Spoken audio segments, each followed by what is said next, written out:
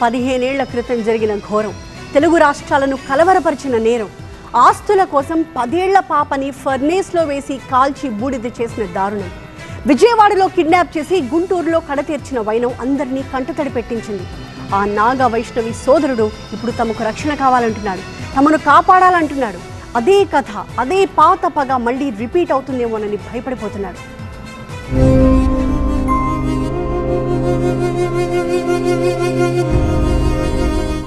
గుర్తుందా నాగవైష్ణవి? 10 ఏళ్ల పాపను కాల్చి బూడిద చేసిన దుర్మార్గం. తెలుగు రాష్ట్రాల్లో మండిన ప్రతి గుండె, ప్రతి కంటా ఒలికిన కన్నీరు. 15 ఏళ్ల తర్వాత పాత పగ కొత్తగా రిపీట్ అవుతుందా? నాగవైష్ణవి సోదరుడి భయం అదేనా? సో ఈ రోజున ఇతని నుంచి నాకు కానీ, మా తమ్ముడికి కానీ, మా కుటుంబానికి కానీ ప్రాణహాని ఉంది. నాగవైష్ణవి హత్య కేసులో ఇప్పుడు హైకోర్టు నిర్దోషిగా ప్రకటించిన పంది వెంకట్రావుతో తమకు ప్రాణహాని ఉందన్న ఆమె సోదరుడి కంప్లైంట్తో ఆ చిన్నారి హత్యోదాంతం మళ్లీ తెరపైకి వచ్చింది. ఆనాడు జరిగిన ఘోరాన్ని మరోసారి గుర్తుకు తెచ్చింది.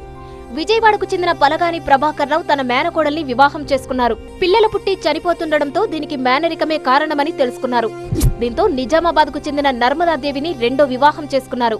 వీరికి 2 కుమారులు, నాగవైష్ణవి అనే పాప కూడా ఉంది. నాగవైష్ణవి పుట్టాక ప్రభాకర్ రావు వ్యాపారం వృద్ధి చెందింది. ఆ పాపపై ఆయన మమకారం పెంచుకున్నారు. అదే మొదటి భార్య కుటుంబంలో విభేదాలకు కారణమైంది. ప్రభాకర్ రావు మొదటి భార్య సోదరుడు పంది వెంకట్రావు బావపై కక్ష పెంచుకున్నాడు. ఆస్తి అంతా రెండో భార్య పిల్లల పేరున రాస్తారని అనుమానించాడు.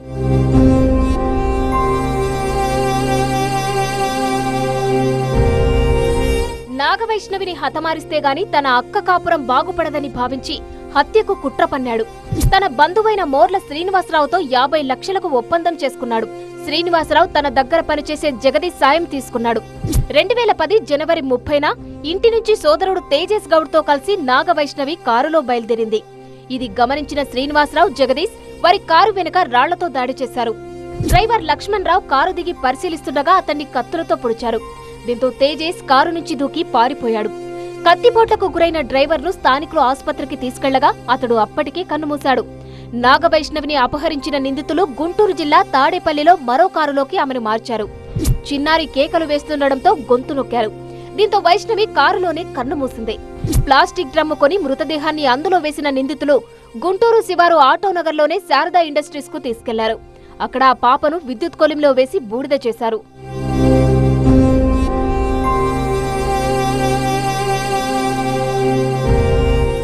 తన చిట్టి తల్లి హత్య విషయం తెలిసిన ప్రభాకర్ రావు విలవిలలాడిపోయారు.